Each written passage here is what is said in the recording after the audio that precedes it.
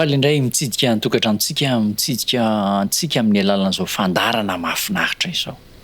Ianao dia isaorana manokana manaraka tsy tapaka ity fandarana mahafinaritra tiantsika ity, hitondra fampaherezana, hitondra tanjaka, fanantenana, famonjena ao antsika izao fandarana izao. Andeha itsika hianatra andinika loha hevitra anankiray lehibe indray, dia mitondra ny lohateny hoe ny tanjona eo amin'ny fitombona kristianina. Tanjona eo amin'ny fitombona kristianina. Rehefa miresaka an'izay lohateny izay isika, loha hevitra izay dia zao hoe mampanara-dian'i Kristy, maha-kristianina antsika zany dia tsy tokony mijanona amin'ny toerana iray fa mitombo hatrany izy io, mitombo hatrany. Ka andeha isika hivavaka alohan'ny hienoantsika ny hafatra azy omen'Andriamanitra amintsika amin'ity fionana ity. Hiaraka hivavaka isika tompoko.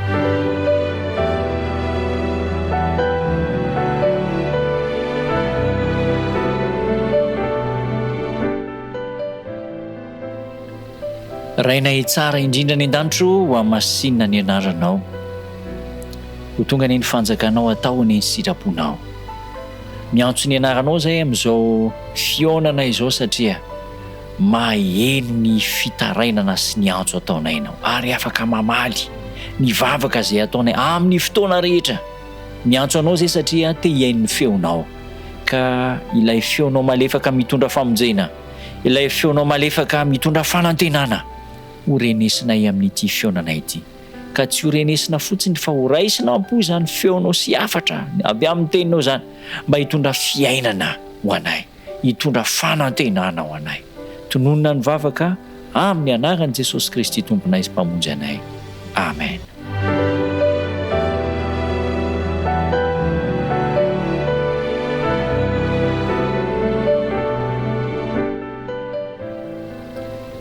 Rehefa nanaiky an'i Kristy isika, nino an'i Kristy isika, manaraka ny taridalana, ny fampianarana rehetra izay nataon'i Kristy, zany manko natao hoe kristianina. Loha hevitra antsika rehetra zany dia miodikodina amin'ny atao hoe fiainana kristianina, manara-dian'i Jesosy Kristy, mifototra amin'i Jesosy Kristy, mijery an'i Jesosy Kristy. Rehefa tonga mpanara-dian'i Kristy isika, tonga mpianatra Kristy isika, inona ny tokony hitranga eo amin'ny fiainantsika, inona ny zavatra tokony hisy eo amin'ny fiainantsika. Ao amin'ny Petera 2:7, Petera 2:7, Petera 2:7 vakitsika amin'ny andininy 9:20, 7:20 sy ny 9:20. Petera 2:7, andininy 7:20 sy ny 9:20. So ny ambaran'ny tenin'Andriamanitra. Koa satria fantatrareo raha teo zany ndry malala, dia tandremo fandrao voataona ny fahatsoany ratsy fanahy nareo ka ho lavo hiala amin'izay iorenanareo. Fa mitomboa amin'ny fahasoavana sy ny fahalalana an' Jesosy Kristy tompontsika sy mpamonjy ho azy eny ny voninahitra ankehitriny sy mandrakizay. Rehefa tonga kristianina isika, mpanara-dian'i Jesosy Kristy isika, dia tandremo fa tsy misosa ho azy ny fiainana, tsy mandeha ho azy ny fiainana amin'ny maha-kristianina mpianatra mpanara-dian'i Jesosy Kristy antsika, fa misy fahavalo isika. Ary io fahavalo io dia zao mitaona antsika hiala amin'ilay fampianarana izay nampianarin'i Kristy antsika. Manao ny fomba rehetra mahasarika antsika mba hanongotana antsika amin'ilay fampianarana fototra maha-kristianina antsika. Zany no ambarany eo amin'ny 7:20. Satria fantatrareo zany ndry malala, dia tandremo fandrao voataona ny fahatsoany ratsy fanahy hiala ianareo ka ho lavo hiala amin'izay inonareo. Tandremo ary. Fantatrareo ny fahamarinana izay ampianarin'i Kristy, ilay mpampianatra lehibe. Tandremo ary fa sao dia voataona ny fampianarana ka hiala ianareo. Tandremo tsara ry namana malala isany fa Satana ny fakapana dia alefan'ny Satana amin'izay zavatra tiantsika sy ankamamintsika indrindra. Io no asiany Satana voalohany indrindra. Satana zany tsy makafana antsika amin'izay zavatra tsy tiantsika sy halantsika, fa amin'izay zavatra mahafinaritra antsika. sy ankama mihitsy io ny tena esan'ny satana kanefa tsy araka ny fampianaran'ny Kristy, tsy mifanaraka amin'ny mahafotokevitra kristianina, dia iny mihitsy no idiran'ny satana. Ary matetika aza dia izao ny soratra masina ihany no hitadiavan'ny satana irika avadika mba hakana fanahintsika sy hitomana antsika amin'izay fotokevitra nampianaran'ny Kristy antsika. Aoka hitandrina isika amin'ilay fahavalo izay tena fetsy. Satana tsy mitona antsika ho any amin'ny zavatra izay tsy tiantsika, fa ny fomba fiasan'ny satana amin'ny zavatra izay tiantsika no angalany fanahintsika. Andray ohatra kely amin'izany isika, andeha jerentsika ny soratra masina ao amin'ny Matthieu 4. Matthieu 4 manomboka amin'ny andininy voalohany. Matthieu 4 ka ny andininy voalohany. Zao no ambaran'ny tenin'Andriamanitra. Matthieu 4 andininy voalohany, faharoa, fahatelo. Zao ny ambaran'ny tenin'Andriamanitra. Ary Jesosy nentin'ny fananaka ny anefitra alainy devoly fanahy, ary ny fahadianana 40 andro sy 40 alina izy ka de nona rehefa afaka izany. Dia nanantona ny mpaka-fanahy ka nanao taminy hoe, raha zanak'Andriamanitra ianao, teneno tonga mofo ireto vato ireto. Andininy fahatelo zany milaza an'izay. Ny fahadianana 40 andro sy 40 alina Jesosy Kristy. Ny fahadianana dia nona izy ny vokatra, nona ny kibony tena kepaka. Dia tamin'iny fotoana iny sakafo mihitsy no nilainy Jesosy. Dia iny nidiran'i Jesosy satana teo amin'ny fiainan'i Jesosy. Raha zanak'Andriamanitra ianao, teneno tonga mofo ty vato ty. Satria mofo no ilainao zao mba hahavoky ianao, nona ianao. No lavin' Jesosy zany fakapanaza. Inona no tiana hatongavana amin'izany raha lasa enam-bavy malala? Izay zavatra tena tiantsika sy ilaintsika indrindra, eo no andavony satana antsika. Ka araka nambaran'ny soratra masina ao amin'ny Petera 2:3 te dia izy hoe, tandremo ndreo voataona ny ratsy fanahy, hiala amin'izay ninona ianareo, tandremo fa mijanona amin'ny fampianarana sy ny fahamarinana izay natolotra anareo. Dia ambarany ao amin'ny 12, Petera 2:7, mitomboa amin'ny fahasoavana sy ny fahalalana an' Jesosy Kristy tompontsika sy mpamony.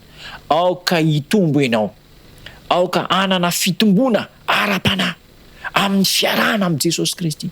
Amin'ny maha-kristianina anao dia tokony olona mitombo ianao, fa tsy olona tokony mijanona tsy mitombo. Eo foana zany ianao, dia eo nanara-dian'i Kristy tamin'ny andro voalohany ianao, dia eo afaka 2 volana, dia eo afaka 3 volana, 4 bolana, 9 taona, 10 taona, dia eo tsy mitombo. Ary ny mampalahelo azy dia izao, miemotra ianao, fa aoka hitombo amin'ny fahalalana an' Jesosy Kristy. Amin'ny maha-kristianina dia tokony olona mitombo isika, lehilahy sy vehivavy mitombo amin'ny fanarana an' Jesosy Kristy. Ambaran'ny soratra masina fa tokony ho tanteraka isika, anana ny fahatanterahana, anana ny fahamasina ara-toetra. Zany no tanjona kendren'ny fiainana kristianina. Mitombo ho amin'ny fahamasinana, mitombo ho amin'ny fahatanterahana. So ny ambaran'ny soratra masina. Petera 2:7 andininy 4. Zao no vakintsika amin'ny anaran'i Jesosy Kristy. Petera 2:7 andininy 4. Koa amin'izany ndry malala, satria manantena izany zavatra izany ianareo, dia mahazo toba ho hita tsy manantsiny amam-pondro eo anatrehan'ny tompo amin'ny fihavanana. Mahazo toba mba ho hita tsy manantsiny amam-pondro eo anatrehan'ny tompo amin'ny fihavanana. Io zany dia tanjona hotratrarina io. Ny ahatonga antsika ho tsy manantsiny amam-pondro eo anatrehan'Andriamanitra. Ary ahoana moa ny ahatonga antsika tsy hanampondro, hanatsiny eo anatrehan'Andriamanitra amin'ny mahampanota antsika? Ahoana ny ahatonga antsika ho tsy misy diso eo anatrehan'Andriamanitra? Amin'ny fiainana ny fiainan'i Jesosy Kristy, amin'ny fivelomana araka ny sitrapon'Andriamanitra. Azo atao ve izany? Indray kely finoana isika ny amin'ity hoe fiainana araka ny sitrapon'Andriamanitra ity. Tsy ho hita ho hita tsy manan-tsiny amam-pondro amin'ny fandraisana an' Jesosy Kristy. Rehefa mibanjina an' Jesosy isika, manaraka ny torohevitra sy ny taridalana zay omena isika, dia izy no hanome antsika ny toetra tsy manan-tsiny amam-pondro. Zao koa ny voasoratra ao amin'ny bokin'ny Hebreo 12:10, andininy 10. Bokin'ny Hebreo 12:10. Ahoana no ambaran'ny tenin'Andriamanitra? Hebreo 12:10, andininy 10. Vakitsika amin'ny anaran'i Jesosy Kristy. Vakitra amin'ny anaran'i Jesosy zany. Fa ireny dia nanao izay hahafay antsika tamin'ny andro vitsy araka ny sitrapony, fa izy kosa dia ny hahasoa mba handraisantsika ny fahamasinana. Izy dia nanao izay hahasoa antsika mba handraisantsika ny fahamasinana. Jesosy Kristy zany no miteny eto, mba ho tonga masina tahaka an' Jesosy Kristy. Io zany le tanjona. Ny voalohany zany dia izao, tsy hanana tsiny amam-pondro isika. Dia ny manaraka koa dia izao, handraisantsika ny fahamasinan'i Jesosy Kristy. Hanana antsika ny toetra masina, feno fahamasinana, ny toetran'i Kristy masina tanteraka, dia mba hiaina antsika.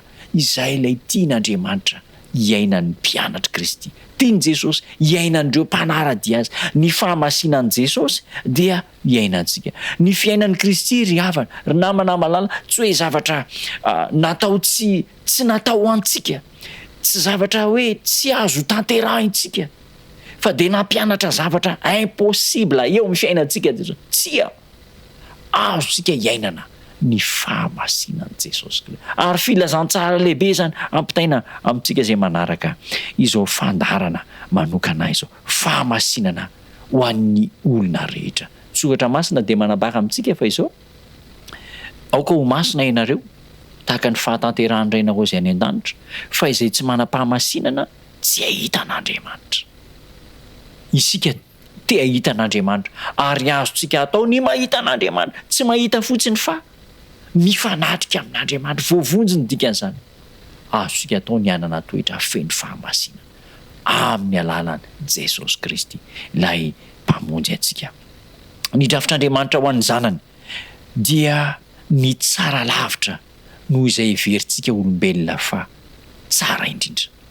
Ny drafitr'Andriamanitra ho antsika dia ny hahatonga antsika hanana ny fahamasinana tanteraka arak'izay tian'Andriamanitra hanana antsika.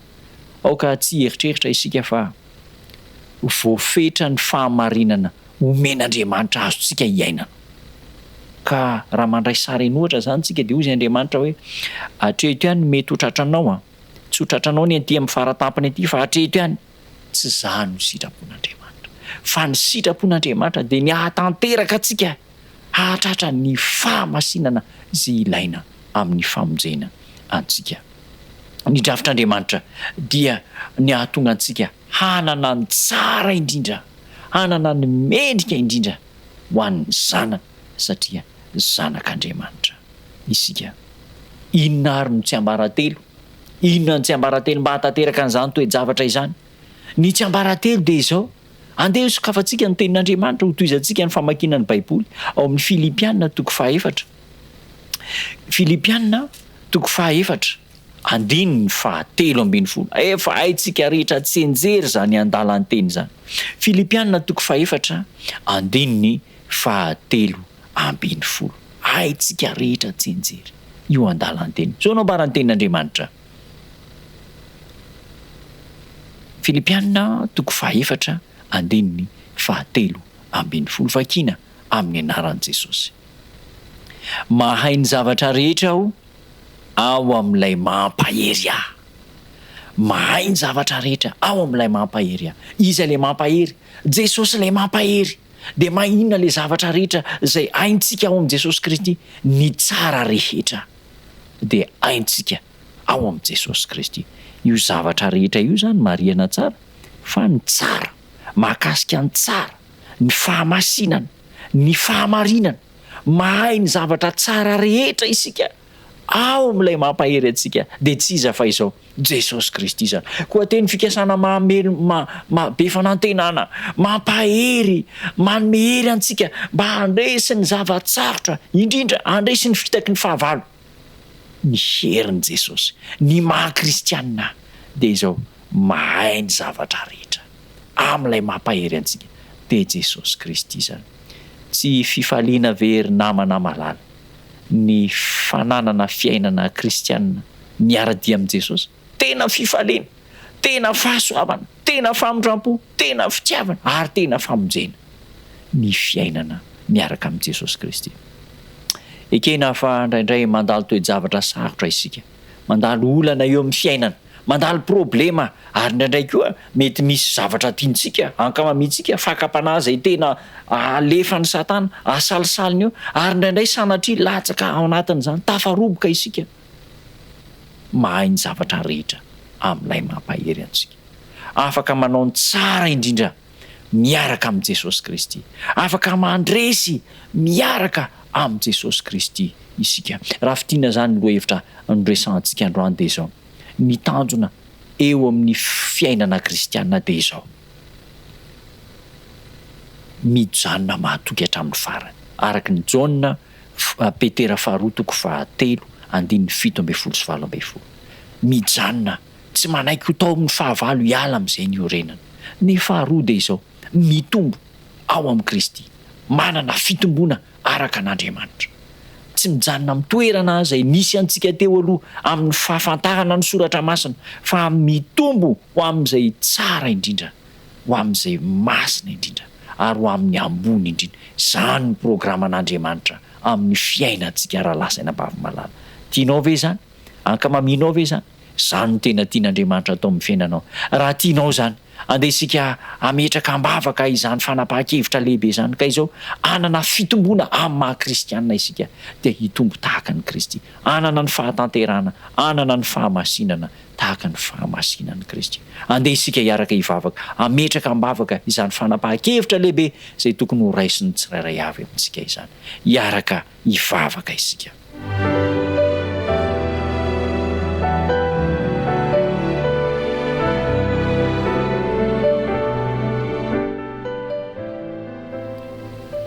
Rainay tsara indrindra ny an-danitro misaotranao izay fa notarianao amin'ny tady mahazaka ny fitiavana ka tonga kristianina mpanaradianao, mianatra amin'ilay mpampianatra lehibe dia Jesosy Kristy. Tomponay eo, misaotranao izay noho ny fitiavana atolotra ao anay. Ankehitriny nefa dia nambaranao taminay fa tsy tokony hijanona amin'ny fahalalana fotsiny izay, fa tokony hitombo amin'ny fahafantarana anao, hitombo amin'ny fahamasinana, hitombo amin'ny fahatanterahana. Omeo hery mba hitomboana Jesosy io amin'ny alalan'ny fandiniana ny teninao, amin'ny alalan'ny fianarana ny sitraponao, ka hahatratra ny fahalebiazany fahatanterahany ohatry ny finoana. Tombo tsara izany no fanapahan-kevitra, hitombo miaraka aminao izay. Atao fitanteraka amin'ny mpiaino rehetra manaraka izao fandarana izao, izany antombavaka izany amin'ny anaran'i Jesosy Kristy Tompo. Amen.